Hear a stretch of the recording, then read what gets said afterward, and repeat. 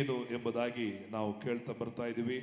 ಇದು ಅನೇಕ ವೇಳೆಗಳಲ್ಲಿ ನನಗೆ ಬಹಳ ಆಶೀರ್ವಾದವಾಗಿ ಈ ವಾಕ್ಯಗಳು ನನಗೆ ಪ್ರತಿ ವಾರ ನನ್ನ ಜೀವಿತದಲ್ಲಿ ಒಂದು ಆಶೀರ್ವಾದವಾಗಿ ಕಾಣಲ್ಪಡುತ್ತದೆ.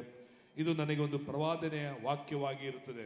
ನಾಳೆ ಏನು ಸಂಭವಿಸುತ್ತೆ ಅಥವಾ ಮುಂದೆ ಏನಾಗುತ್ತೋ ಅದಕ್ಕಿಂತ ಮುಂಚಿತವಾಗಿಯೇ ಕ್ರಿಸ್ತನಲ್ಲಿ ನನ್ನ ಗುರುತು ಏನು ಎಂಬುದನ್ನು ವಾಕ್ಯಗಳನ್ನು ನನ್ನ ಜೀವಿತದಲ್ಲಿ ಕರೆಕ್ಟಾಗಿ ಸಮಯಕ್ಕೆ ತಕ್ಕಂತೆ ಆ ವೇಳೆಗಳಿಗೆ ತಕ್ಕಂತೆ ವಾಕ್ಯಗಳು ಮಾತನಾಡಲ್ಪಟ್ಟಿದ್ದು ನನಗೆ ಅನೇಕ ವೇಳೆಗಳಲ್ಲಿ ಆಶೀರ್ವಾದವಾಗಿ ಇರುವಂಥದ್ದಾಗಿರುತ್ತದೆ. ಸೊ ಕೆಲವು ಸಮಯದಲ್ಲಿ ಕಾರ್ಯಗಳು ಸಂಭವಿಸಿದ ನಂತರವಾಗಿಯೂ ಸಹ ಆ ಮಾತಾಡಲ್ಪಟ್ಟಂಥ ವಾಕ್ಯಗಳು ಮತ್ತೆ ದೇವರು ನೆನಪಿಗೆ ಮಾಡೋರು ಆಗಿದ್ದೇನೆ, ನೀನು ಕ್ರಿಸ್ತನಲ್ಲಿ ಏನಾಗಿದೆ ಎಂಬುದಾಗಿ.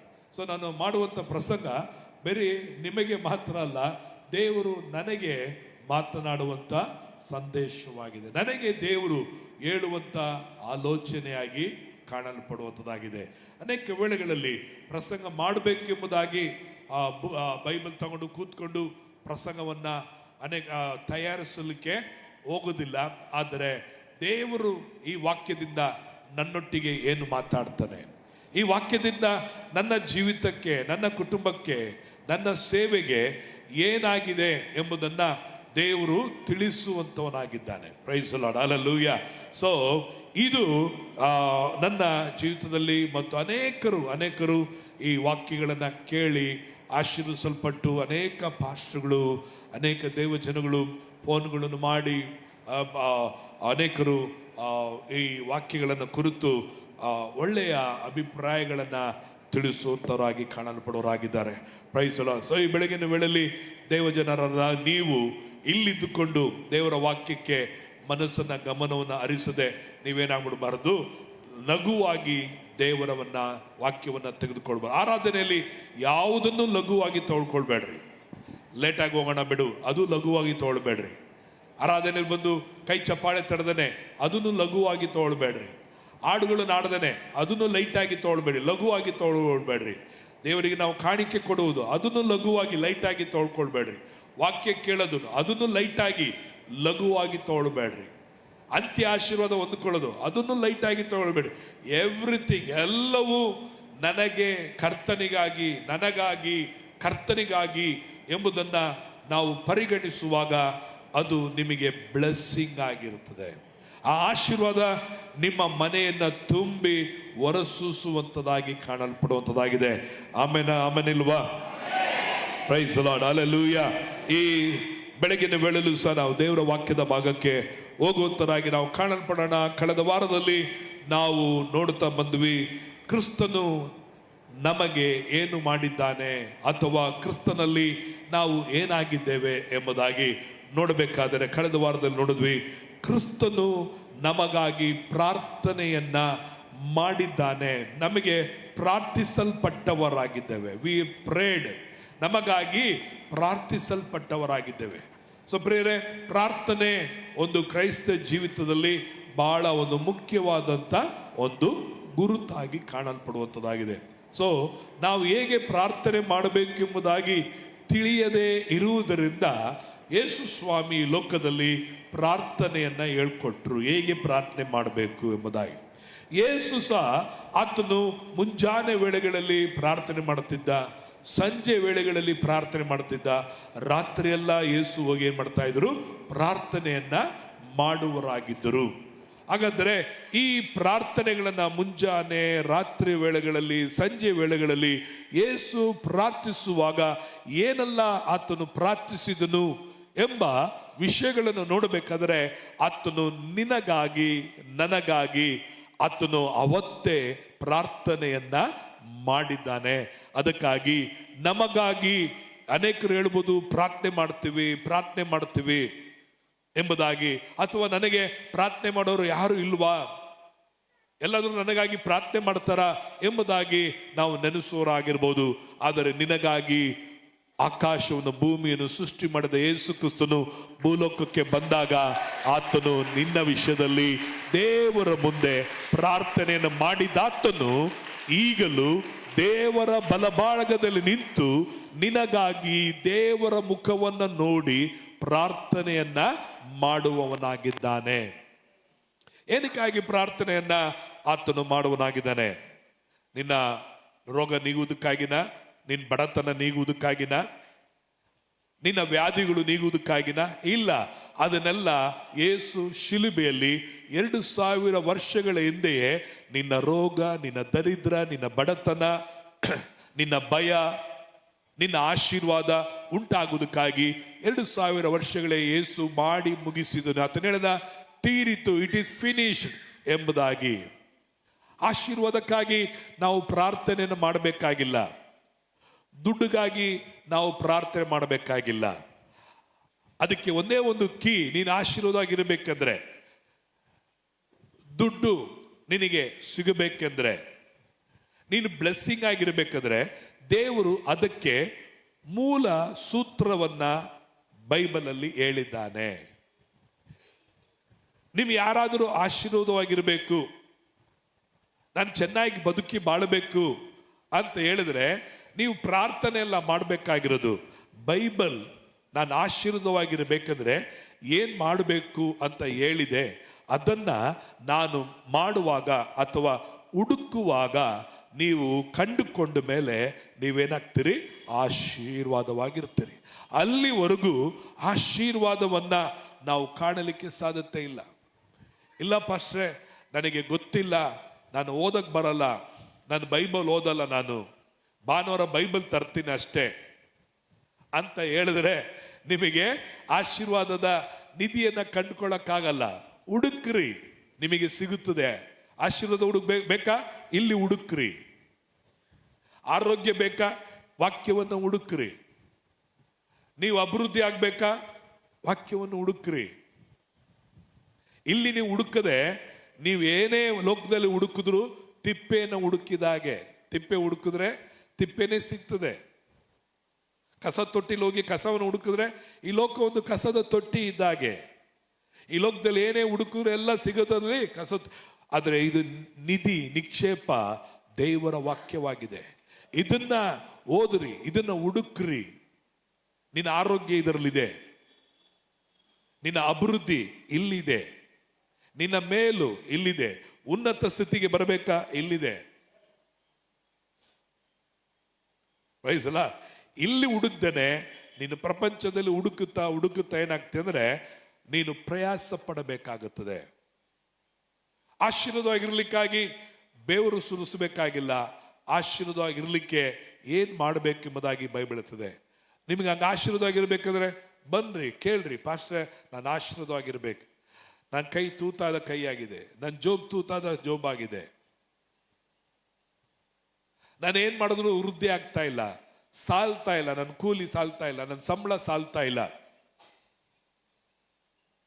ಏನ್ ಮಾಡ್ಬೇಕಂತ ಗೊತ್ತಾಗ್ತಾ ಇಲ್ಲ. ಬೈಬಲ್ ಹೇಳ್ತದೆ ನೀವು ಆಶೀರ್ವಾದವಾಗಿರುವಿರಿ, ಆಶೀರ್ವಾದವಾಗಿರುವಿರಿ ಎಂಬುದಾಗಿ. ಆದ್ರೆ ನಾನು ಹೇಗೆ ಆಶೀರ್ವಾದವಾಗಿರೋದು? ಬೇಕಾ?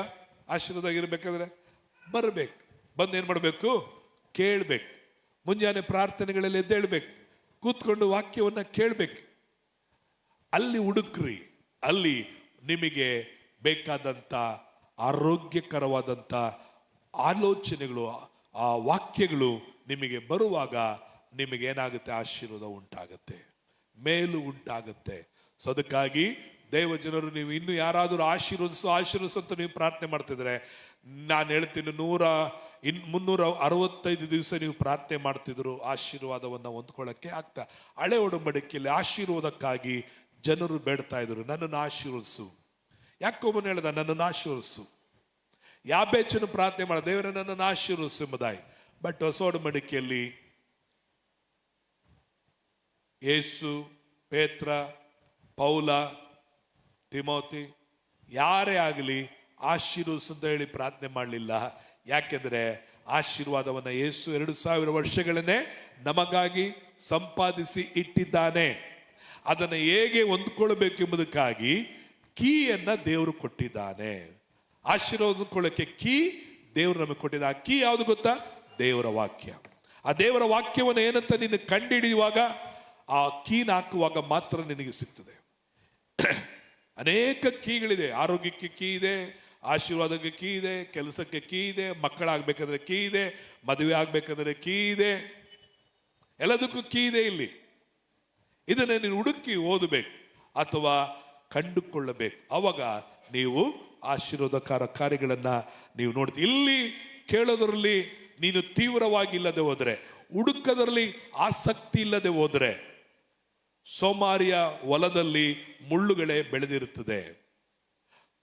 ಅದೇ ತರ ಇವತ್ತು ಅನೇಕ ಆತ್ಮೀಯ ಸೋಮಾರಿಗಳಾಗಿದ್ದೇವೆ. ಅಂತ ಬಾಯಿ ತೆರೆದಾಗ ದೇವರು ಸುರಿಸ್ಬಿಡ್ಬೇಕು, ಚರ್ಚಿಗೆ ಹಿಂಗೆ ಬಂದು ಹಿಂಗೆ ಹೋಗ್ಬಿಟ್ರೆ ಹಂಗೆ ಜಳ ಜಳ ಅಂತ ತುಂಬಿಡ್ಬೇಕು, ಭಾನುವಾರ ಬಂದು ಹೋಗ್ಬಿಟ್ರೆ ನನ್ನ ಆಶೀರ್ವಾದ ಬಂದ್ಬಿಡ್ಬೇಕು ಹಂಗಂತ ಹೇಳಿದ್ರೆ ಇಡೀ ಲೋಕನೇ ಬಂದು ಚರ್ಚಲ್ಲಿ ಬಂದು ಕೂತ್ಕೊಂಡ್ಬಿಟ್ಟು ಏನ್ ಮಾಡ್ಬಿಡೋರು, ಆಶೀರ್ವಾದ ಹೊಂದ್ಕೊಂಡು ಹೋಗ್ಬಿಡೋರು. ಇಲ್ಲ, ಅದೇ ಆಶೀರ್ವಾದಕ್ಕೆ ಬೈಬಲ್ ವಾಕ್ಯ ಇದೆ. ಆ ವಾಕ್ಯವನ್ನ ನೀವು ಅಪ್ಲೈ ಮಾಡುವಾಗ, ಆ ವಾಕ್ಯದ ಕೀನ ನೀನು ಹಾಕುವಾಗ ತೆರೆಯಲ್ಪಡುತ್ತದೆ. Praise God, hallelujah. ನಾನು ಹಾಗೇನೆ ಆಶೀರ್ವಾದವನ್ನು, ನನ್ನ ಆಶೀರ್ವಾದ ಸಭೆಯ ಕಾರ್ಯಗಳಿಂದಲೋ ಅಥವಾ ಯಾರಿಂದಲೋ ನನ್ನ ಆಶೀರ್ವಾದ ಅಲ್ಲ. ನನ್ನ ಆಶೀರ್ವಾದ ನನಗೆ ಗೊತ್ತಾಯ್ತು, ದೇವರ ವಾಕ್ಯ. ಹಲ್ಲೆಲೂಯಾ. ಆಶೀರ್ವಾದ ಬೇಕಾದ್ರೆ ಏನ್ ಮಾಡ್ತೀನಿ ಗೊತ್ತಾ? ನನ್ನ ಅಗತ್ಯಗಳು ಬೇಕಾದ್ರೆ ಏನ್ ಮಾಡ್ತೀನಿ? ನಾನು ಗಾಣವನ್ನ ಹಾಕ್ತೀನಿ. ನಾನು ಗಾಣವನ್ನ ಹಾಕ್ತೀನಿ. ಯಾರ ಹತ್ರ ಬಂದ ಗಾಣ ಹಾಕ್ತೀನಿ? ನಿಮ್ಮ ಹತ್ರ ಬಂದು ಕೇಳಲ್ಲ ಗಾಣ. ಹಲ್ಲೆಲೂಯಾ. ನಿಮ್ಮ ಹತ್ರ ಬಂದು ನನ್ನ ಕೈ ಚಾಚಲ್ಲ. ನನ್ನ ಅಗತ್ಯಗಳು ನಿಮ್ಮ ಹತ್ರ ಹೇಳಲ್ಲ. ನಮ್ಮ ಕಷ್ಟಗಳ ನಿಮ್ಮ ಹತ್ರ ಬಂದು ಹೇಳಲ್ಲ. ನನ್ನ ನೋವುಗಳ ನಿಮ್ಮ ಹತ್ರ ಬಂದು ಹೇಳಲ್ಲ. ನನಗೇನ್ ಬೇಕಾದ ನಿಮ್ಮ ಹತ್ರ ಬಂದು ಹೇಳಲ್ಲ. ನನ್ನ ವಸ್ತ್ರಕ್ಕೆ, ನನ್ನ ಊಟಕ್ಕೆ, ನನ್ನ ದಿನನಿತ್ಯದ ಅಗತ್ಯಗಳಿಗೆ ನನಗೆ ಗೊತ್ತು. ನನ್ನ ಹತ್ರ ಏನಿದೆ? ಗಾಣ ಇದೆ, ಹುಳ ಇದೆ. ಹಲ್ಲೆಲೂಯಾ. ಆ ಹುಳವನ್ನು ಹಾಕಿದ್ರೆ ಖಂಡಿತವಾಗಿ ನನಗೆ ಆಶೀರ್ವಾದ ಸಿಗುತ್ತೆ ಎಂಬುದಾಗಿ ನಾನು ಕಂಡುಕೊಂಡಿದ್ದೀನಿ. ನೀವು ಕಂಡುಕೊಳ್ಬೇಕಾ? ಹುಡುಕ್ರಿ, ಪ್ರಾರ್ಥಿಸ್ರಿ. ಏನಕ್ಕಾಗಿ? ಆಶೀರ್ವಾದಕ್ಕಾಗಲ್ಲ. ಯಾವುದು ದೇವರೇ ನಾನು ಕಂಡುಕೊಳ್ಬೇಕು, ಯಾವ ವಾಕ್ಯವು ನನಗಾಗಿ ಇಟ್ಟಿದೆ ಎಂಬುದಾಗಿ ಗೊತ್ತಿಲ್ವಾ? ಬಂದು ಕೇಳ್ರಿ. ಪಾಸ್ಟ್ರೇ, ನಾನು ಆಶೀರ್ವಾದವಾಗಿರ್ಬೇಕು, ನಾನು ಆರೋಗ್ಯವಾಗಿರ್ಬೇಕು, ನಾನು ಸಮೃದ್ಧಿಯಾಗಿರ್ಬೇಕು, ನಾನು ಮೇಲಾಗಿರ್ಬೇಕು, ನಾನು ಶಿರಸ್ಸಾಗಿರ್ಬೇಕು, ಏನ್ ಮಾಡ್ಬೇಕು? ಪ್ರೈಸ್ ಅಲ್ಲ. ನೀವು ಕೇಳುವಾಗ ಅದನ್ನ ಹೊಂದಿಕೊಳ್ಳುವರಾಗಿರುತ್ತೆ. ನಾವು ಕೇಳಲ್ಲ, ಹುಡುಕೋದೂ ಇಲ್ಲ. ಹಾಗಾಗಿ ನಮಗೆ ಯಾವುದನ್ನು ಹೊಂದದೆ ಹೋಗುವಂತರಾಗಿ ಕಾಣಲ್ಪಡದೆ. ಸೊ ನೀವೆಷ್ಟು ಸೀರಿಯಸ್ ಆಗಿ ದೇವರ ವಾಕ್ಯದಲ್ಲಿ ಇರ್ತೀರೋ ಅಷ್ಟೇ ದೇವರು ನಿಮಗೆ ಸೀರಿಯಸ್ ಆಗಿ ಆತನು ಇರುವಂತವನಾಗಿದ್ದಾನೆ. ಇವತ್ತು ನಾವು ಕಳೆದ ವಾರದಲ್ಲಿ ನೋಡಿದಂತ 26ನೇ ಸಂಗತಿ, ಕ್ರಿಸ್ತನಲ್ಲಿ ನಮ್ಮ ಗುರುತು ಏನಾಗಿದೆ ಎಂಬುದಾಗಿ ನೋಡಬೇಕಾದರೆ ನಮಗಾಗಿ ಪ್ರಾರ್ಥನೆ ಮಾಡಲಾಯಿತು, ಅಥವಾ ನಮಗಾಗಿ ಕ್ರಿಸ್ತನು ಪ್ರಾರ್ಥನೆಯನ್ನ ಮಾಡಿದಾನೆ. ಹಾಗಾದ್ರೆ ನಮ್ಮ ಗುರುತು ನಾವು ಪ್ರಾರ್ಥಿಸಲ್ಪಟ್ಟವರು. ನಮಗಾಗಿ ದೇವರು ಪ್ರಾರ್ಥನೆಯನ್ನ ಮಾಡಿದ್ದಾನೆ. ಕಳೆದ ವಾರದಲ್ಲಿ ನಾವು ನೋಡಿದ್ವಿ. ನಾವು ರೋಮಪುರ ಪತ್ರಿಕೆ 8ನೇ ಅಧ್ಯಾಯ 34ನೇ ವಚನದಲ್ಲಿ ಓದುವಾಗ ದೇವರ ವಾಕ್ಯದಲ್ಲಿ ನೋಡಿಕೊಂಡ್ವಿ, ಕ್ರಿಸ್ತನು ನಮಗಾಗಿ ಪ್ರಾರ್ಥನೆ ಮಾಡಿದನ್ನು. ಓದ್ಕೊಳ್ಳೋಣ. ಅಪರಾಧಿಗಳೆಂದು ನಿರ್ಣಯಿಸಲ್ಪವರು ಯಾರು? ಕ್ರಿಸ್ತ ಯೇಸು ಮರಣವನ್ನು ಹೊಂದಿದ್ದಲ್ಲದೆ ಜೀವಿತನಾಗಿ ಎದ್ದು ದೇವರ ಬಲಗಡೆಯಲ್ಲಿದ್ದು ನಮಗೋಸ್ಕರ ಬೇಡುವನಾಗಿದ್ದಾನೆ. ಕ್ರಿಸ್ತ ಯೇಸು ಮರಣವನ್ನು ಹೊಂದಿದ್ದಲ್ಲದೆ ಜೀವಿತನಾಗಿ ಎದ್ದು ದೇವರ ಬಲಗಡೆಯಲ್ಲಿದ್ದು ನಮಗೋಸ್ಕರ ಬೇಡುವವನಾಗಿದ್ದಾನೆ. ಅಂದರೆ ನಮಗಾಗಿ ದೇವರ ಸಮ್ಮುಖದಲ್ಲಿ ಪ್ರತಿಯೊಂದು ಕಾರ್ಯಗಳಿಗೂ ಉತ್ತರವನ್ನ ದೊರಕಿಸುವನಾಗಿದ್ದಾನೆ, ನ್ಯಾಯವನ್ನ ಒದಗಿಸುವನಾಗಿದ್ದಾನೆ. ದೇವರ ಬಳಿಯಲ್ಲಿ ನಿನಗಾಗಿ ಆತನು ಮಾತಾಡ್ತಾನೆ. ಆತನು ಎಲ್ಲಿದ್ದಾನಂತೆ? ಬಲಗಡೆಯಲ್ಲಿ ಕೂತ್ಕೊಂಡಿದ್ದಾನೆ. ದೇವರ ಮುಂದೆ ಆತನು ಎಡಗಡೆನೋ ಅಥವಾ ದೂರದಲ್ಲಿಲ್ಲ, ಆತನು ಬಲಗಡೆ ಕೂತಿದೆ. ಅಂದ್ರೆ ರೈಟ್ ವ್ಯಕ್ತಿ, ಸರಿಯಾದಂತ ವ್ಯಕ್ತಿ, ಸರಿಯಾದಂತ ಗೌರವ, ಸರಿಯಾದಂತ ಹೌದು ಅಧಿಕಾರವನ್ನ ಹೊಂದಿದವನಾಗಿ ದೇವರ ಬಲಗಡೆಯಲ್ಲಿ ಕೂತು ಆತನು ನಿನ್ನ ವಿಷಯದಲ್ಲಿ, ನನ್ನ ವಿಷಯದಲ್ಲಿ ಪ್ರಾರ್ಥನೆಯನ್ನ ದೇವರ ಬಳಿಯಲ್ಲಿ ಬೇಡಿಕೊಳ್ಳುತ್ತಿದ್ದಾನೆ ಎಂಬುದಾಗಿ ನಾವು ನೋಡಿದ್ವಿ. ಏನಕ್ಕಾಗಿ ಬೇಡಿಕೊಳ್ಳುತ್ತಿದ್ದಾನೆ? ನಿನ್ನ ಮೇಲೆ ಆರೋಪಗಳನ್ನ ಪ್ರತಿದಿನ ದೇವರೇ ಈತನು ಬೈಬಲ್ ಓದ್ತಾ ಇಲ್ಲ, ದೇವರೇ ಈತನು ಪ್ರಾರ್ಥನೆ ಮಾಡ್ತಾ ಇಲ್ಲ, ದೇವರೇ ಈತನು ದಶಮ ಕೊಡ್ತಾ ಇಲ್ಲ, ದೇವರೇ ಈತ ನೋಡ್ಬೇಕಾರೆ ಇಲ್ಲಿ ಇಂಥ ಕಾರ್ಯಗಳನ್ನು ಮಾಡ್ತಾ ಇದೆ, ಇಲ್ಲಿ ನೋಡಿ ಇಂಥ ಪಾಪ ಮಾಡ್ತಾ ಇದ್ದಾರೆ, ಇಲ್ಲಿ ನೋಡ್ರಿ ಎಲ್ಲಿ ನಿಂತ್ಕೊಂಡಿದ್ದಾನೆ, ಇಲ್ಲಿ ನೋಡ್ರಿ ಹೆಂಗ್ ಜೀವಿಸ್ತಾ ಇದ್ದಾನೆ, ಇಲ್ಲಿ ನೋಡ್ರಿ ಹೆಂಗ್ ಮಾತಾಡ್ತಿದ್ದಾನೆ, ನೀನ್ ಏನಕ್ಕಾಗಿ ಇವನು ರಕ್ಷಿಸಿದೆ, ಇವನೇನ್ ಮಾಡ್ತಾ ಇದ್ದಾನೆ ನೋಡ್ರಿ ಎಂಬುದಾಗಿ ನಿನ್ನನ್ನು ಕುರಿತು ಸೈತಾನನು ದೇವರ ಬಳಿಯಲ್ಲಿ ಯಾವಾಗಲೂ ಕಂಪ್ಲೇಂಟ್ ಅನ್ನ ಮಾಡುವನಾಗಿದ್ದಾನೆ. ನಿಜವಾಗಿಯೂ ನಿನ್ನ ಕಂಪ್ಲೇಂಟ್ಗಳೆಲ್ಲವನ್ನ ತಂದೆಯಾದ ದೇವರು ತಗೊಂಡಿದ್ರೆ ಯಾವತ್ತೋ ನಾವು ಆ ಕಂಪ್ಲೇಂಟಿಗೆ, ಆರೋಪಕ್ಕೆ ಶಿಕ್ಷೆಗಳನ್ನ, ದಂಡನೆಯನ್ನ ಅನುಭವಿಸಬೇಕಾಗಿತ್ತು. ಆದರೂ ದಂಡನೆಯನ್ನ, ಶಿಕ್ಷೆಯನ್ನ ನಮ್ಮ ಅಪರಾಧಗಳಿಗೆ ತಕ್ಕಂತೆ ನಾವು ಹೊಂದದೇ ಇರಲಿಕ್ಕೆ ಕಾರಣ ಯಾಕಂದ್ರೆ ಮಧ್ಯಸ್ಥನಾಗಿರುವ ಯೇಸು ತಂದೆಯ ಬಳಿಯಲ್ಲಿ ಪ್ರಾರ್ಥಿಸುತ್ತಾನೆ. ತಂದೆಯೇ, ಸೈತಾನನು ಹೇಳೋದಲ್ಲ ಸುಳ್ಳು ಅಂತ ಹೇಳಿಲ್ಲ, ಅವನು ಹೇಳೋದಲ್ಲ ನಿಜ. ಹೌದು ಹೌದು, ನನ್ನ ಮಗಳು, ನನ್ನ ಮಗನು, ಈ ಸಭೆಯವರು, ಈ ಜನರು, ಈ ನನ್ನ ಸೇವಕರು ಇಂಥ ಕಾರ್ಯಗಳನ್ನು ಮಾಡಿದರೆ ಹೌದು, ಸೈತಾನ್ ಹೇಳಿದಲ್ಲ ನಿಜ. ಆಗ ತಂದೆ ಯೇಸುವನ್ನ ನೋಡ್ತಾರೆ, ಮಗನೇ ಇದೇನು ಹೇಳ್ತಾ ಇರೋದು, ನನ್ನ ಮಕ್ಕಳನ್ನು ಕುರಿತು ಹೀಗೆ ಹೇಳುತ್ತಿದ್ದಾನೆ ಏನು ಎಂಬುದಾಗಿ ತಂದೆಯಾದ ದೇವರು ಯೇಸುವನ್ನು ನೋಡುವಾಗ ಯೇಸು ಏನ್ ಹೇಳ್ತಾರೆ ಗೊತ್ತಾ, ಅವನು ಹೇಳಿದಲ್ಲ ನಿಜ ತಂದೆಯೇ, ಆದರೆ ನಾನು ನನ್ನ ರಕ್ತವನ್ನು ಸುರಿಸಿದ್ದು ಇದಕ್ಕಾಗಿನೇ, ಸತ್ಯ ಎಂಬುದಾಗಿ ಯೇಸು ತಂದೆಯಾದ ದೇವರಿಗೆ ಶಿಲುಬೆಯಲ್ಲಿ ತನ್ನ ರಕ್ತವನ್ನು ಸುರಿಸಿದನ್ನ ನೆನಪು ಮಾಡಿ ಸೈತಾನನು ಹಾಕುವ ಎಲ್ಲ ಆರೋಪಗಳಿಗೆ ದೇವರಿಗೆ ಉತ್ತರ ಕೊಡ್ತಾ ಇದ್ದಾನೆ. ಅದಕ್ಕೆ ದೇವರ ಬಲಗಡೆಯಲ್ಲಿ ಇದ್ದಾನೆ. ದೇವರ ಬಲಗಡೆ ಇದ್ದು ದೇವರಿಗೆ ಸೈತಾನನು ಹೇಳುವ ಎಲ್ಲ ಸಂಗತಿ ಹೀಗೆ ಮಾಡಬಹುದಾ, ಈತನಿಗೆ ದಂಡೆ ಕೊಡಬಾರ್ದಾ, ಶಿಕ್ಷೆ ಕೊಡಬಾರ್ದಾ, ನೀನು ಅವ್ರಿಗೆ ಹಿಂಗೆ ಕೊಟ್ಟೆ, ಹಳೆ ಒಳಮಡಿಲಿಕ್ಕೆ ಅವ್ರಿಗೆ ಇಂಥ ಶಿಕ್ಷೆ ಕೊಟ್ಟೆ, ಅವ್ರಿಗೆ ಇಂಥ ಕಷ್ಟ ಕೊಟ್ಟು ಇಂಥ ಸಮಸ್ಯೆಗಳು ಬಂತು, ಇವ್ರಿಗೆ ಯಾಕೆ ಆಗಬಾರ್ದು, ಇವ್ರಿಗೆ ಯಾಕೆ ಕೊಡಲ್ಲ, ಇವ್ರಿಗೆ ಯಾಕೆ ಕೈಕಾಲು ಮುರಿಬಾರ್ದು, ಇವ್ರಿಗೆ ಯಾಕೆ ಕಷ್ಟ ಬರಬಾರ್ದು, ಇವ್ರಿಗೆ ಯಾಕೆ ಶಾಪ ಬರಬಾರ್ದು, ಇವ್ರಿಗೆ ಯಾಕೆ ನಷ್ಟ ಉಂಟಾಗಬಾರ್ದು ಅಂತ ಹೇಳುವಾಗ ಯೇಸು ಉತ್ತರ ಕೊಡ್ತಾನೆ, ತಂದೆಯೇ ಈಗೋ ಈತನ ಪರಿಹಾರಕ್ಕಾಗಿ ನನ್ನ ರಕ್ತವನ್ನು ಸುರಿಸ್ಬಿಟ್ಟಿದ್ದೀನಿ, ನಾನು ಜೀವವನ್ನು ಕೊಟ್ಟಿದ್ದೀನಿ, ಮರಣವನ್ನ ಗೆದ್ದು ಬಂದವನಾಗಿದ್ದೇನೆ, ಅದರಿಂದ ಈತನ ಅಪರಾಧಗಳನ್ನು, ಪಾಪಗಳನ್ನ ಎಲ್ಲವೂ ಏನಾಗಿದೆ, ಕ್ರಿಸ್ತನಾದ ನನ್ನಲ್ಲಿ ಕ್ಷಮಿಸಲ್ಪಟ್ಟಿದೆ ಎಂಬುದಾಗಿ ದೇವರ ಹತ್ರ ಉತ್ತರವನ್ನ ತಂದೆಯಾದ ಯೇಸು ಕ್ರಿಸ್ತನು ತಂದೆಯಾದ ದೇವರ ಬಳಿಯಲ್ಲಿ ಮಾತಾಡುವನಾಗಿ ಕಾಣಲ್ಪಡ್ತಾನೆ. ಎರಡನೇದಾಗಿ ಕ್ರಿಸ್ತನು ನಮಗಾಗಿ ಪ್ರಾರ್ಥನೆ ಮಾಡಿದ್ದನ್ನು ನಾವು ನೋಡುತ್ತೇವೆ. ಯೋಹಾನ ಬರೆದ ಸುವಾರ್ತೆ 17ನೇ ಅಧ್ಯಾಯ ಅದರಲ್ಲಿ 21ನೇ ವಚನವನ್ನು ನಾವು ಓದಿಕೊಳ್ಳೋಣ. 17:21 ವಚನ, ಕ್ರಿಸ್ತನು ನಮಗಾಗಿ ಬೇಡಿಕೊಂಡಂತ ಪ್ರಾರ್ಥನೆ ನಾವು ನೋಡುತ್ತೇವೆ. ಓದಿಕೊಳ್ಳುವ.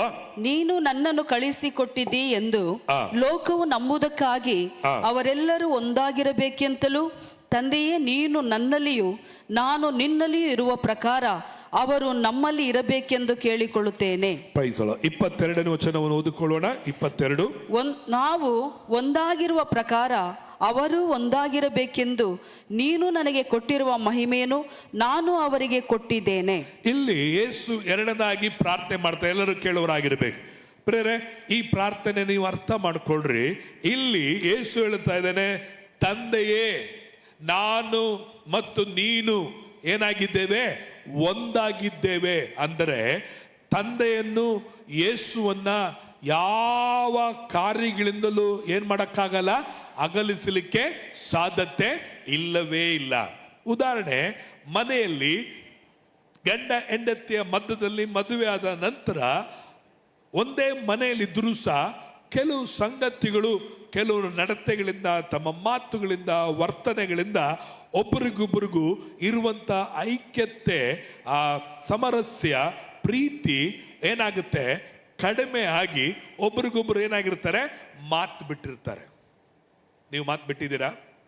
ಒಂದಿನ, 2 ದಿನ, ಬೆಳಗ್ಗೆಯಿಂದ ಸಾಯಂಕಾಲ ತನಕ ಮಾತೇ ಇಲ್ಲ. ಆದರೆ ಒಂದೇ ಮನೇಲಿ ಇರ್ತಾರೆ, ಗಂಡ ತಂದಾಕಿದೆ ತಿಂತಿರ್ತಾರೆ, ಹೆಂಡತಿ ಮಾಡಿದ್ದೆ ಗಂಡ ತಿಂತಿರ್ತಾನೆ. ಆದರೆ ಏನಿಲ್ಲ, ಹೊಂದಾಣಿಕೆ, ಸಮಾಧಾನ ಇಲ್ಲ. ಆದರೆ ಮಾತಿಲ್ಲ. ಏನಾದ್ರು ಮಾತು ಆಗ್ಬೇಕಂದ್ರೆ ನಿಮ್ಮ ಅಪ್ಪನಿಗೆ ಅದೇಳು, ನಿಮ್ಮ ಅಮ್ಮನಿಗೆ ಇದೇಳು, ನಿಮ್ಮ ಅಮ್ಮನ ಕಾಫಿ ತರ ಕೇಳು, ನಿಮ್ಮ ಅಪ್ಪನಿಗೆ ಕಾಫಿ ಪುಡಿ ಖಾಲಿ ಆಗೈತೆ ಅಂತ ಹೇಳು. ಮಧ್ಯದಲ್ಲಿ ಏನ್ ಮಾಡ್ತೀವಿ, ಮಾತು ಇಲ್ಲದಂತೆ ಮಕ್ಕಳನ್ನ ಏನ್ ಮಾಡ್ತೀವಿ, ಬಳಸ್ಕೊಂಡು ಜೀವನವನ್ನು ಅನೇಕ ದಿನಗಳು, ಒಂದಿನ 2 ದಿನ, ವಾರ, ಕೆಲವರು ತಿಂಗಳುಗಟ್ಟಲೆ, ಕೆಲವರು ವರ್ಷ ಆದರೂ ಮಾತೇ ಇಲ್ಲ. ಆದರೆ ಒಂದೇ ಮನೆಯಲ್ಲಿ ಜೀವಿಸ. ಇಂಥ ಅದ್ಭುತ ನಮ್ಮ ಭಾರತ ದೇಶದಲ್ಲಿ ಮಾತ್ರವೇ ನಡೀತಿದೆ ಹೊರತು ಬೇರೆ ಯಾವ ದೇಶದಲ್ಲೂ ನಡೆಯಲ್ಲ.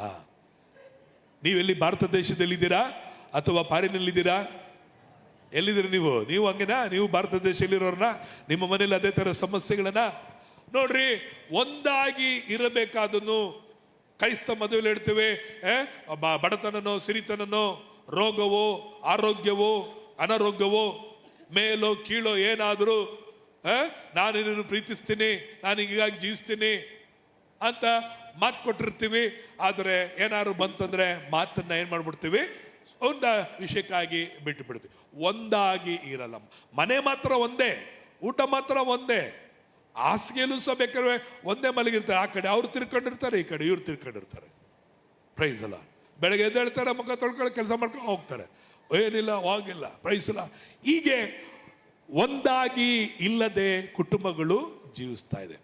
ಆದರೆ ತಂದೆಯಾದ ದೇವರು ಮಗನಾದ ಯೇಸು ಕ್ರಿಸ್ತನಿಗೆ ಯಾವ ತರವಾದಂಥ ರೀತಿಯಲ್ಲಿ ಮಿಸ್ಅಂಡರ್ಸ್ಟ್ಯಾಂಡಿಂಗ್ ಆಗದೇನೆ ಅವ್ರು ಏನಾಗಿದ್ದಾರೆ, ಯಾವಾಗಲೂ ಒಂದೇ ಆಗಿದ್ದಾರೆ. ತಂದೆ ಏನ್ ನೆನೆಸುತ್ತಾನೋ ಮಗನು ಅದನ್ನ ಮಾಡುತ್ತಾನೆ. ಮಗನು ಏನನ್ನ ನೆನೆಸುತ್ತಾನೋ ತಂದೆ ಅದಕ್ಕೆ ಏನ್ ಮಾಡ್ತಾನೆ, ಅನುಮತಿಯನ್ನ ಕೊಡುವನಾಗಿದ್ದಾನೆ. ತ್ರಿಯೇಕ ದೇವರು ಮೂವರು ವಿಧವಾಗಿಲ್ಲ, ಮೂವರು ಒಂದೇ ಆಗಿರುವುದರಿಂದ ಇದರಲ್ಲಿ ತಂದೆ ಯಾರು, ಯೇಸು ಯಾರು, ಪವಿತ್ರಾತ್ಮರು ಯಾರೆಂಬುದಾಗಿ ಅನೇಕ ವೇಳೆಗಳಲ್ಲಿ ಅರಿಲಿಕ್ಕೆ ಸಾಧ್ಯತೆ ಇಲ್ಲದೆ ಆಗ್ಬಿಡುತ್ತೆ. ಅದಕ್ಕೆ ಇವರಲ್ಲಿ ಎಂದಿಗೂ ಆದಿಯಿಂದಲೇ ದೇವರಿಗೆ ಆದಿಯೂ ಇಲ್ಲ ಅಂತ್ಯವೂ ಇಲ್ಲ. ನೋಡ್ರಿ, ಅವತ್ತಿನಿಂದಲೇ ಇವತ್ತಿನವರೆಗೂ ಇನ್ನೆಂದೆಂದಿಗೂ ಅವರಲ್ಲಿ ಭಿನ್ನಾಭಿಪ್ರಾಯಗಳು ಬಿರುಕುಗಳು ಇಲ್ಲವೇ ಇಲ್ಲ.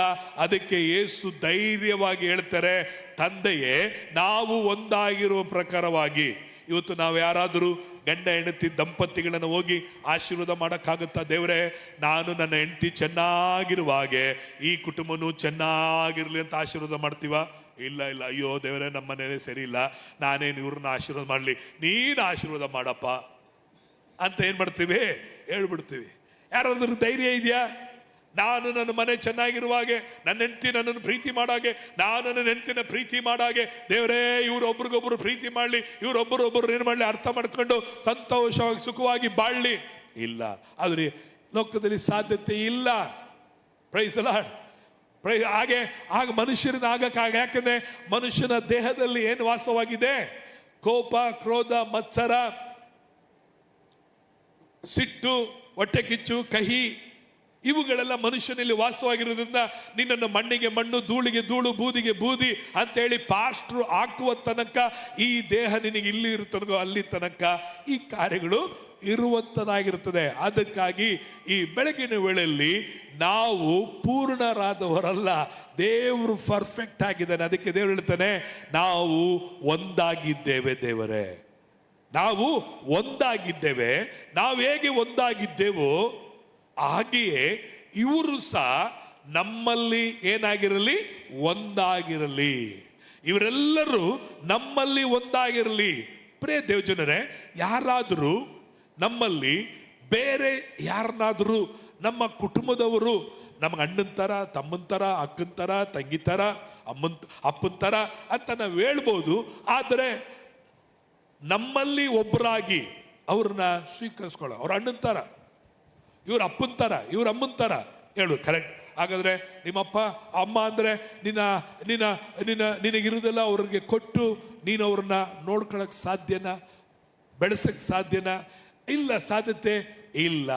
ಆದರೆ ದೇವರು ಹೇಳ್ತಾನೆ, ದೇವರೇ ನಾವು ಒಂದಾಗಿದ್ದೇವಲ್ಲ, ನಾವು ಹೇಗೆ ಯಾವ ಭೇದ ಭಾವಗಳಿಲ್ಲದಂತೆ ನಿನ್ನದಲ್ಲ ನನ್ನದು, ನನ್ನದಲ್ಲ ನಿನ್ನದಾಗಿರೋ ಪ್ರಕಾರವಾಗಿ ಈಗೋ ಇವರೆಲ್ಲರನ್ನು ನಮ್ಮಲ್ಲಿ ಒಂದಾಗಿರಲಿ, ನಮ್ಮದೆಲ್ಲ ಏನಾಗಿರಲಿ ಇವರಿಗೆ ಸೇರಲಿ. ಹಲ್ಲೆಲೂಯ.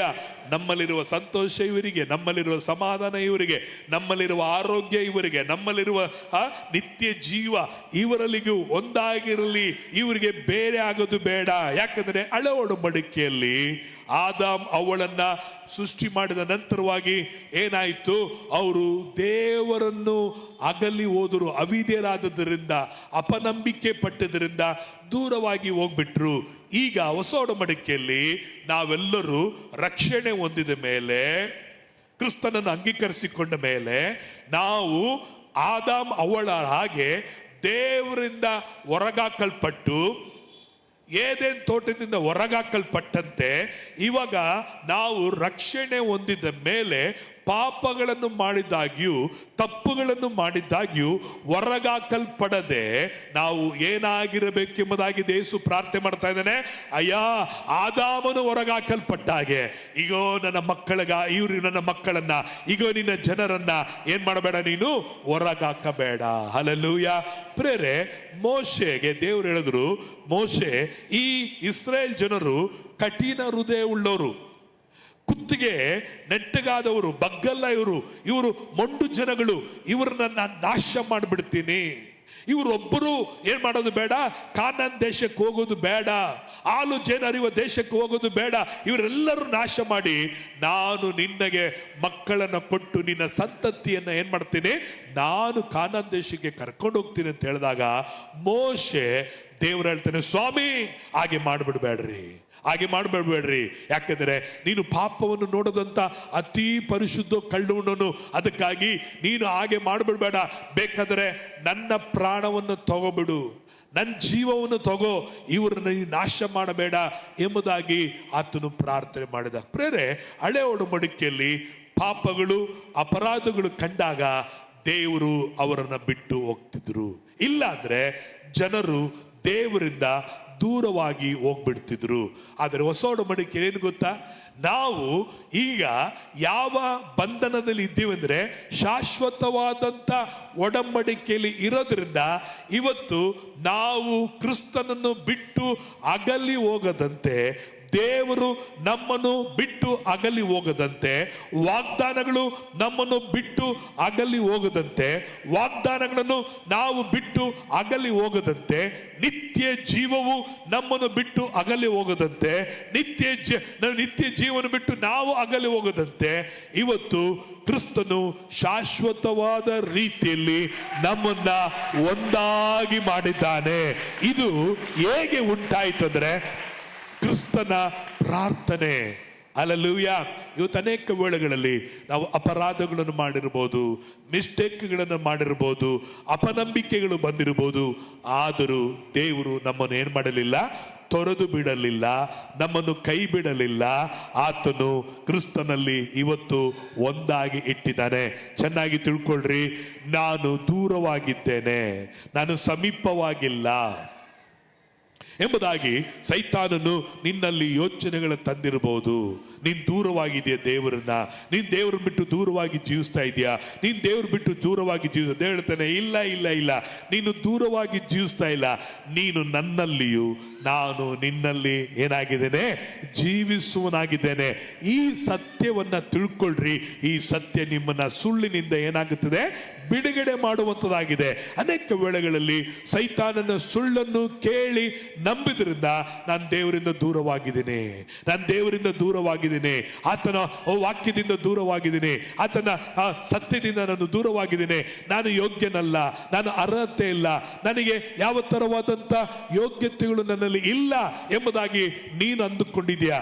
ದೇವರು ಹೇಳ್ತಿರಂದ್ರೆ ನಿನ್ನು ನಾನು ಏನಾಗಿದ್ದೇನೆ, ಒಂದಾಗಿದ್ದೇನೆ. ಅದಕ್ಕೆ ಪೌಲನು ಹೇಳ್ತಾನೆ, ಕ್ರಿಸ್ತನ ಪ್ರೀತಿಯಿಂದ ನನ್ನನ್ನು ಅಗಲಿಸುವವರು ಯಾರು? ವಸ್ತ್ರ ಇಲ್ಲದಿರೋ, ಖಡ್ಗವೋ ಖಡ್ಗಾಂತರವೋ, ಯಾವ ಸಂಗತಿಗಳಾಗಲಿ ನಿನ್ನನ್ನ ಕ್ರಿಸ್ತನ ಪ್ರೀತಿಯಿಂದ ಯಾವುದು ಏನ್ ಮಾಡಕ್ಕಾಗಲ್ಲ, ಅಗಲಿಸಲಿಕ್ಕೆ ಸಾಧ್ಯತೆ ಇಲ್ಲ. ಹಳೆ ಒಡಂಬಡಿಕೆಯಲ್ಲಿ ಆದಾಮನು ಅಗಲಿ ಹೋದ, ಆದಾಮನು ದೂರವಾಗಿ ಹೋದ.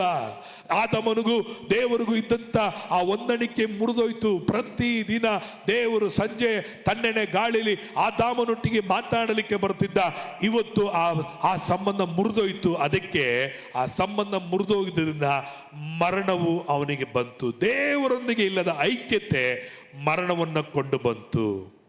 ಪಾಪವು ಮರಣವನ್ನು ಕೊಂಡು ಬರಲಿಲ್ಲ. ಅವನ ಜೀವಿತದಲ್ಲಿ ದೇವರೊಂದಿಗೆ ಇದ್ದ ಐಕ್ಯತೆ ಏನಾಯ್ತು?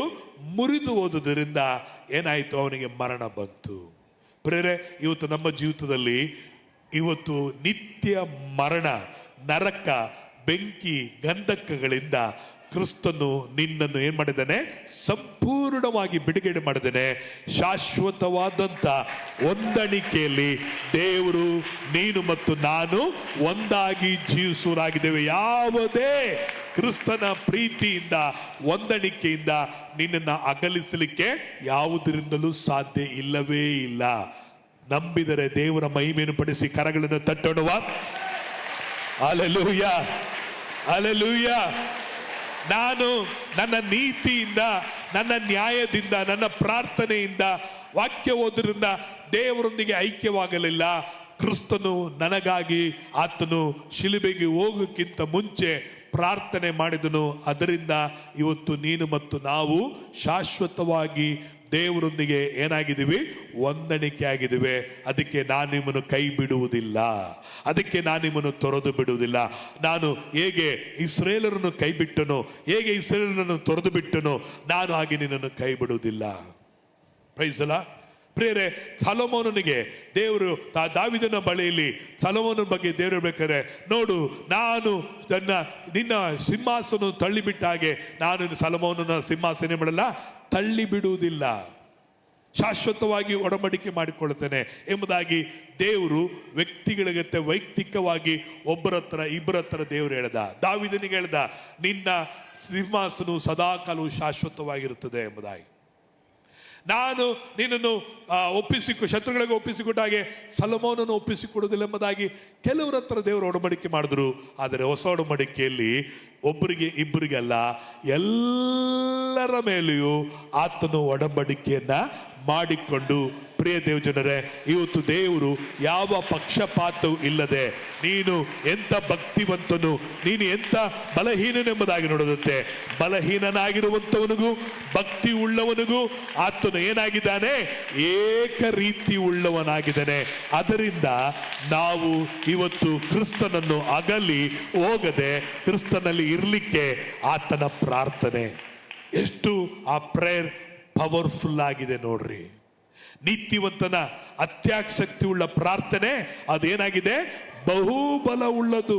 ಹಾಗಾದರೆ ಯೇಸು ಕ್ರಿಸ್ತನು ನೀತಿವಂತನಾಗಿರುವುದರಿಂದ ಆ ಪ್ರಾರ್ಥನೆ ಇದುವರೆಗೂ ಸ್ಟ್ರಾಂಗ್ ಆಗಿದೆ, ಬಲವುಳ್ಳದಾಗಿದೆ. ಇವತ್ತು ನಾನು ದೇವರನ್ನು ಬಿಟ್ಟು ದೂರವಾಗಿಲ್ಲ. ನಾನೇನಾಗಿದ್ದೀನಿ? ಕ್ರಿಸ್ತನಲ್ಲಿಯೂ, ತಂದೆಯಾದ ದೇವರಲ್ಲಿಯೂ, ಪವಿತ್ರಾತ್ಮರಲ್ಲಿ ಅವರು ಮೂವರು ಹೇಗೆ ಒಂದಾಗಿದ್ದಾರೋ ಅವರ ಮಧ್ಯದಲ್ಲಿ ನಾನು ಏನಾಗಿದ್ದೇನೆ? ಒಂದಾಗಿದ್ದೇನೆ. ಅದಕ್ಕೆ ಆತನಿಗಿರುವುದೆಲ್ಲ ನಿನ್ನದಾಗಿದೆ. Amen, hallelujah.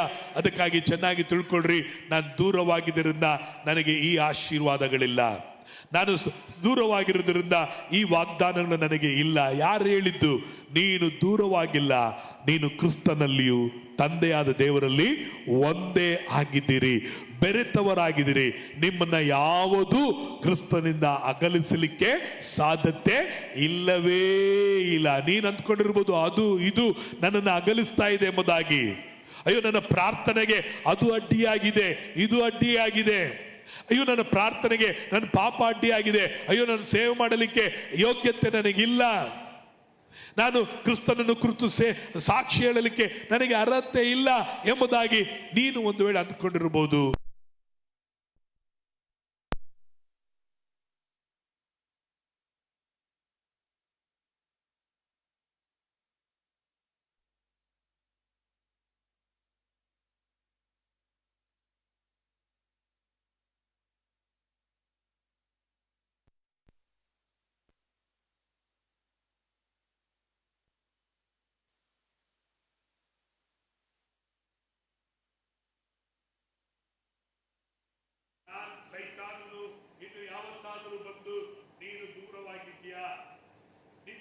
ಮಾಡಕ್ಕೆ ಸರಿ ಇಲ್ಲ, ನೀನು ಬೈಬಲ್ ಓದಕ್ಕೆ ಸರಿ ಇಲ್ಲ, ಅದು ನಿನಗೆ ಅಡ್ಡಿ ಐತೆ, ಇದು ನಿನಗೆ ಅಡ್ಡಿ ಇದೆ ಅಂತ ಹೇಳುವುದಾದರೆ ಹೇಳ್ರಿ, ಈ ಪ್ರಾರ್ಥನೆಯನ್ನ ನೆನಪು ಮಾಡ್ರಿ. ಸೈತಾನನೇ, ಯೇಸು ನನಗಾಗಿ ಪ್ರಾರ್ಥನೆ ಮಾಡಿದ್ದಾನೆ. ನನ್ನ ತಂದೆಯಿಂದ, ನನ್ನ ದೇವರಿಂದ ಯಾವುದೂ ನನ್ನನ್ನು ಏನು ಮಾಡೋಕ್ಕಾಗಲ್ಲ, ಅಗಲಿಸಲಿಕ್ಕೆ ಆಗದೇ ಇಲ್ಲ. ಶಾಶ್ವತವಾಗಿ ನಾನೇನಾಗಿದ್ದೀನಿ, ದೇವರಲ್ಲಿ ಒಂದಾಗಿದ್ದೇನೆ ಎಂಬ ವಿಶ್ವಾಸವುಳ್ಳವರಾಗಿ ಕಾಣಲ್ಪಡ್ರಿ. ಈ ನಂಬಿಕೆನೇ ನಿಮ್ಮನ್ನ ಏನ್ ಮಾಡುತ್ತದೆ, ಕಡೆವರೆಗೂ ಕಾಯುವಂತದಾಗಿರುತ್ತದೆ. ಈ ಸತ್ಯವೇ ತಿಳ್ಕೊಳ್ಳುವಾಗ ಸತ್ಯವು ನಿಮ್ಮನ್ನ ಸುಳ್ಳಿನಿಂದ ಬಿಡುಗಡೆಯನ್ನ ಮಾಡುವಂತದಾಗಿದೆ. ಸೊ ಇವತ್ತಿನ ಸತ್ಯ ನಿಮ್ಮ ವಿಷಯದಲ್ಲಿ ಏನಾಗಿದೆ, ನೀವು ಎಂದೆಂದಿಗೂ ದೇವರನ್ನು ಬಿಟ್ಟು ಯಾವುದು ನಿಮ್ಮನ್ನು ಏನ್ ಮಾಡಕ್ಕಾಗಲ್ಲ, ಅಗಲಿಸಲಿಕ್ಕೆ ಸಾಧ್ಯತೆ ಇಲ್ಲ. ನೀವು ತಲಾಂತರಕ್ಕೂ ಎಂದೆಂದಿಗೂ ದೇವರನ್ನು ಏನಾಗಿದ್ದೀರಿ, ಒಂದಾಗಿದ್ದೇರೆ. ಆದಾಮನು ತಳ್ಳಲ್ಪಟ್ಟವನಾಗಿದ್ದ, ಇಸ್ರಾಯೇಲರು ದೂರವಾಗಿ ಹೋಗಿದ್ರು. ಆದರೆ ದೂರವಾಗಿದ್ದ ನಮ್ಮನ್ನ ಇವತ್ತು ಕ್ರಿಸ್ತನು ಸಮೀಪಕ್ಕೆ ಕೊಂಡು ಬಂದಿದ್ದರಿಂದ ಇವತ್ತು ನಾವು ಎಂದೆಂದಿಗೂ ದೇವರನ್ನು ಬಿಟ್ಟು ಯಾವುದು ನಮ್ಮನ್ನು ಏನ್ ಮಾಡಕ್ಕಾಗಲ್ಲ, ಅಗಲಿಸಲಿಕ್ಕಾಗಲ್ಲ. ನಾನೇ ಒಂದು ವೇಳೆ ಪಾಪಕ್ಕೆ ಹೋದ್ರು, ನಾನೇ ಅಪರಾಧವನ್ನು ಮಾಡಕ್ ಹೋದ್ರು, ನಾನೇ ದೂರ ಹೋದ್ರು, ಈ ಪ್ರೀತಿ ಎಲ್ಲಿ ಹೋದ್ರು ನಿನ್ನನ್ನು ಹುಡ್ಕೊಂಡು ಬರ್ತಾನೆ ಇರ್ತದೆ. ಪ್ರೇರೆ, ಒಂದು ಮನೆಯಲ್ಲಿ ಒಬ್ಬ ಯಜಮಾನನು ಒಂದು ನಾಯಿನ ಸಾಕುದಾದರೆ ಆ ನಾಯಿ ಆ ಯಜಮಾನನು ಎಲ್ಲಿ ಹೋದ್ರು ಹುಡ್ಕೊಂಡು ಬರ್ತಾನೆ ಇರ್ತದೆ. ಪ್ರೇರೆ, ಹಾಗೆ ಅದಕ್ಕಿಂತಲೂ ಹೆಚ್ಚಾಗಿ ಪರಲೋಕದ ದೇವರು, ಆತನ ಪ್ರೀತಿಯು ನೀನು ಎಲ್ಲೇ ಹೋದರು, ನೀನೆಷ್ಟೇ ದೂರ ಹೋದರು, ನೀನು ಎಲ್ಲೇ ಇದ್ದರು, ಪಾತಾಳದಲ್ಲಿ ಹೋದರು, ರೆಕ್ಕೆಗಳು ಹಚ್ಕೊಂಡು ನೀನು ಮೇಲಕ್ಕೆ ವಿಮಾನದಲ್ಲೇ ಹೋದ್ರು, ಸಮುದ್ರಗಳನ್ನು ದಾಟಿ ಹೋಗಿ ಪಾಪ ಮಾಡಿದ್ರು, ಊರು ಬಿಟ್ಟು ಊರೋಗಿ ನೀನು ಪಾಪ ಮಾಡಿದ್ರು, ಯಾರಿಗೂ ಗೊತ್ತಿಲ್ಲ ಅಂತೇಳಿ ಸಿನಿಮಾ ಥಿಯೇಟರ್ ಹೋಗಿ ಕೂತ್ಕೊಂಡಿದ್ರು, ಆ ಸಿನಿಮಾ ಥಿಯೇಟರ್ ಯೇಸುವಿನ ಬಗ್ಗೆ ಯಾವುದಾದ್ರೂ ಒಂದು ಬರ್ತದೆ. ಹಲ್ಲೆಲೂಯಾ. ಒಬ್ರಿಗೆ ಸೇವೆ ವಾಕ್ಯ ಕೇಳಿ ಕೇಳಿ ರಕ್ಷಣೆ ಒಂದು ತರಲಿಲ್ಲ, ಸುಮ್ಮನೆ ಬರೋದು ಹೋಗೋದು. ಒಂದಿನ ಬೇಜಾರಾಗಿ ಪಿಕ್ಚರ್ಗೆ ಹೋದಾಗ ಅಲ್ಲಿ ಯಾವುದು ಕ್ರಿಸ್ತನ ಬಗ್ಗೆ, ಶಿಲುಬೆಯ ಬಗ್ಗೆ ಅಲ್ಲಿ ಒಂದು ದೃಶ್ಯಗಳು ಬಂದಾಗ ಅಲ್ಲಿ ಆತ ಕಣ್ಣೀರು ಹಾಕಿದ. ದೇವರೇ, ನಾನು ಸಿನಿಮಾ ಥಿಯೇಟರ್ಗೆ ಬಂದ್ರು ನೀನು ನನ್ನನ್ನು ಹುಡುಕೊಂಡು ಬಂದಿದೆಯಲ್ಲ, ನಿನ್ನ ಪ್ರೀತಿ ಎಷ್ಟು ದೇವರೇ. ಹಲ್ಲೆಲೂಯಾ. ಆಮೆನ್. ಅನೇಕ ಸಾಕ್ಷಿಗಳ ಕೇಳಬಹುದು. ಒಬ್ಬನು ಬಾರ್ ಅಂಗಡಿಗೆ ಹೋಗಿದ್ದ ಕುಡಿಲಿಕ್ಕೆ. ಅಲ್ಲಿ ನೋಡಬೇಕಾದ್ರೆ ಆ ಬಾರ್ ಅಂಗಡಿಯಲ್ಲಿ ಅಲ್ಲಿ ಯೇಸುವನ್ನು ಕುರಿತು ಅಲ್ಲಿ ಯಾರೋ ಮಾತಾಡ್ತಿದ್ದಂತ ಕುಡುಕರು. ಹಂಗಾಯ್ತು, ಹಿಂಗಾಯ್ತು, ಹಂಗ್ ಬದಲಾಗ್ಬಿಟ್ಟ ಅವನು, ಹಿಂಗ್ ಬದಲಾಗ್ಬಿಟ್ಟ ಅವನು. ಒಂದು ವಿಶ್ವಾಸಿ ಹಿಂಜರಿದು ಕುಡಿಲಿಕ್ಕೆ ಹೋಗ್ಬಿಟ್ಟಿದ್ದಾನೆ. ಆದರೆ ಅಲ್ಲಿ ಹೋದಾಗ ಅಲ್ಲಿ ಕುಡುಕರು ಯೇಸುವಿನ ಬಗ್ಗೆ ನಡೆದ ಕಾರ್ಯಗಳನ್ನ ಮಾತಾಡೋದು ಕಿವಿಗೊಟ್ಟು ಕೇಳಿ ಕೇಳಿ ಕೇಳಿ ಅಲ್ಲೇ ಬಾಟ್ಲನ್ನ ಬಿಸಾಡಿ ಅಲ್ಲೇ ಒಡೆದಾಕಿ ದೇವ್ರಿಗೆ ಹೇಳಿದಂತೆ, ದೇವ್ರೆ, ನಾನು ಸರಾಯಿ ಅಂಗಡಿ ಬಂದ್ರು ನೀನು ನನ್ನ ಹುಡುಕೊಂಡು ಬಂದಿದ್ದಿಲ್ಲ, ನಿನ್ನ ಪ್ರೀತಿ ಎಷ್ಟು ದೊಡ್ಡದು. ಆಮೆನ್. ಹಲ್ಲೆಲೂಯಾ. ನಿನ್ನ ಪ್ರೀತಿ ಎಷ್ಟು ದೊಡ್ಡದು. ಆಮೆನ್. ನಾನು ರಕ್ಷಣೆ ಹೊಂದಿ ಒಂದೇ ದಿನ ಆಯಿತು ಅಷ್ಟೇ. ಬೆಳಿಗ್ಗೆ ರಕ್ಷಣೆ ಹೊಂದಿದೆ, ಸಾಯಂಕಾಲ ಹೊಸ ವರ್ಷದ ಪ್ರಾರ್ಥನೆ ಇತ್ತು. ನಾನು ನನ್ನ ಚರ್ಚಿನ ಎದುರುಗಡೆ ಯಾರೋ ಮಗುಗೆ ತಿಂಡಿ ಕೊಡಿಸ್ಕೊಳ್ಳೋಕ್ಕಾಗಿ ಹೋಗಿದ್ದೆ. ಅಲ್ಲಿ ನನ್ನ ಸ್ನೇಹಿತರೆಲ್ಲ ಬಾರ್ ಅಂಗಡಿಯಲ್ಲಿ ಕೂತಿದ್ರು. ಅವರೆಲ್ಲರೂ ಖುಷಿ ಆಯ್ತೇ, ರಾತ್ರಿ ಎಲ್ಲ ನೀನು ಎಲ್ಲಿ ಹುಡುಗಿದ್ದೆವು, ಎಲ್ಲಿ ಹುಡುಕೋದು, ಬಾ ಬಾ ಬಾ ಅಂತೇಳಿ ಬಲವಂತವಾಗಿ ಒಳಗಡೆ ಕರ್ಕೊಂಡೋದ್ರು. ನನ್ನ ಮನಸ್ಸು ಬದಲಾಗಿ, ಯಾಕಂದರೆ ನನ್ನ ಜೀವಿತ ಆ ರೀತಿಯಾಗಿ ಹೊಲಸಾಗಿತ್ತು. ಕೂಡಲೇ ಅಲ್ಲಿದ್ದಂಥ ಆ ಬಾಟ್ಲನ್ನು ತೆಗೆದು ನಾನು ಮರೆತುಬಿಟ್ಟೆ. ನಾನು ರಕ್ಷಣೆ ಹೊಂದಿರೋದನ್ನ ತೆಗೆಯಕ್ಕೆ ಹೋದೆ, ಕೈ ಇಲ್ಲೇ ಹಿಂಗೆ ಹಿಡ್ಕೊಂಡ್ಬಿಡ್ತು. ಕೈ ಮೇಲೆ ಬರ್ತಾ ಇಲ್ಲ, ಕೈ ಮೇಲೆ ಎತ್ತಾ ಇಲ್ಲ, ಕೆಳಗೆ ಇಳಿತಾ ಇಲ್ಲ, ಹೀಗೆ ಆಗ್ಬಿಡ್ತು. 2 ಸೆಕೆಂಡ್ ನನಗೇನಾಗ್ತಿದೆ ಗೊತ್ತಾಗಿಲ್ಲ. ಆವಾಗ ಕೂಡಲೇ ಕೆಳಗಿಟ್ಟಾಗಲೇ ಕೈ ಏನಾಯ್ತು, ಲೂಸ್. ಅವಾಗ ತಿಳ್ಕೊಂಡೆ, ದೇವ್ರೆ, ನಾನು ಬಾರ್ ಅಂಗಡಿಲಿ ಬಂದ್ರು ನೀನು ನನ್ನನ್ನು ಏನ್ ಮಾಡ್ತಾ ಇದೀಯಾ, ಹುಡುಕೊಂಡು ಬಂದಿದೀಯಾ. ನಿನ್ನ ಪ್ರೀತಿ ಎಷ್ಟು. ನಿನ್ನ ಕ್ರಿಸ್ತನ ಪ್ರೀತಿಯಿಂದ ಈ ಸರಾಯಿ ಬಾಟ್ಲು ಸ್ನೇಹಿತರು ನನ್ನನ್ನು ಏನು ಮಾಡೋಕ್ಕಾಗಲಿಲ್ಲ, ಅಗಲಿಸಲಿಕ್ಕೆ ಸಾಧ್ಯತೆ ಇಲ್ಲ. ಇವತ್ತುವರೆಗೂ, ಅವತ್ತು ಕುಡಿಲಿಲ್ಲ, ಅವತ್ತು ಮುಟ್ಟಿದ್ದು, ಮತ್ತು ಇವತ್ತುವರೆಗೂ ಮತ್ತೆ ಯಾಕಂದ್ರೆ ಅದನ್ನು ಒಂದು ವೇಳೆ ನೆನಪು ಬರುವಾಗ ನನಗೆ ಆ ಬಾರಂಗಡಿಲಿ ದೇವರನ್ನ ಹುಡ್ಕೊಂಡು ಬಂದಲ್ಲ, ಹಲ್ಲೆಲೂಯ, ಅದು ನಾನು ನೆನಪು ಮಾಡ್ಕೊಳ್ತೇನೆ. ಪ್ರಿಯ ದೇವಜನರೇ, ನೀನು ಎಲ್ಲೇ ಹೋಗಿರು, ನೀನೆಲ್ಲೇ ಬಚ್ಚಿಕೊಂಡು ಪಾಪ ಮಾಡು, ನೀನು ಯಾವುದೇ ಊರಲ್ಲಿರು, ಯಾವ ದೇಶದಲ್ಲಿರು, ಒಂದು ಸಾರಿ ನೀನು ರಕ್ಷಣೆ ಹೊಂದಿದ್ದೀಯ ಅಂದ್ರೆ ಈ ಪ್ರೀತಿ ನಿನ್ನನ್ನು ದೂರ ತಳ್ಳದಿಲ್ಲ. ಈ ಪ್ರೀತಿ ನಿನ್ನನ್ನ ಹುಡುಕುತ್ತಲೇ ಇರ್ತದೆ, ನಿನ್ನ ಜೀವಿತವನ್ನ ಮಾನಸಾಂತರ ಪಡಿಸುತ್ತದೆ, ನಿನ್ನನ್ನು ಮತ್ತೆ ಕ್ರಿಸ್ತನಲ್ಲಿ ಕೊಂಡು ಬಂದು ನಿನ್ನನ್ನು ನೆಲೆಗೊಳಿಸಿ, ನಿನ್ನನ್ನು ಸ್ಥಿರಪಡಿಸಿ, ನಿನ್ನನ್ನ ಆಶೀರ್ವಾದವಾಗಿ ಇರುವಂತ ಶಕ್ತಿನೇ ಈ ಪ್ರಾರ್ಥನೆಯ ಶಕ್ತಿ. ಯೇಸು ಪ್ರಾರ್ಥನೆ ಮಾಡೋದು, ತಂದೆ ನಾವು ಒಂದಾಗಿರುವಾಗೆ ಇವರು ಸಹ ಏನಾಗಿರ್ಬೇಕು, ಆದಾಮನು ನಾವೆಲ್ಲರೂ ಸೇರಿ ಸೃಷ್ಟಿ ಮಾಡಿದ್ವಿ, ಎಷ್ಟು ಪ್ರೀತಿ ಮಾಡಿದ್ವಿ, ಅವನು ದೂರ ಹೋಗ್ಬೇಟ. ಆದ್ರೆ ಇವ್ರು ಏನಾಗ್ಬಿಡ್ಬಾರ್ದು, ನನ್ನ ಜನರು ದೂರ ಹೋಗ್ಬಿಡ್ಬಾರ್ದು ಅಂತ ಹೇಳಿ ಇವತ್ತು ನಾವು ದೂರ ಉಳಿಯದೆ ಒಂದಾಗಿರ್ಲಿಕ್ಕೆ ಕಾರಣ ಯೇಸುವಿನ ಪ್ರಾರ್ಥನೆ. ಕರಗಳನ್ನು ತಟ್ಟುತ್ತಾ, ತಂದೆಯೇ ಹೇಳ್ರಿ, ಯೇಸುವೇ ನಿನ್ನ ಪ್ರಾರ್ಥನೆಗಾಗಿ ಸ್ತೋತ್ರ, ನಿಮ್ಮ ಪ್ರಾರ್ಥನೆಗಾಗಿ ನಿನಗೆ ಸ್ತೋತ್ರ. ಥ್ಯಾಂಕ್ ಯು ಲೋ, ಥ್ಯಾಂಕ್ ಯು ಜೀಸಸ್.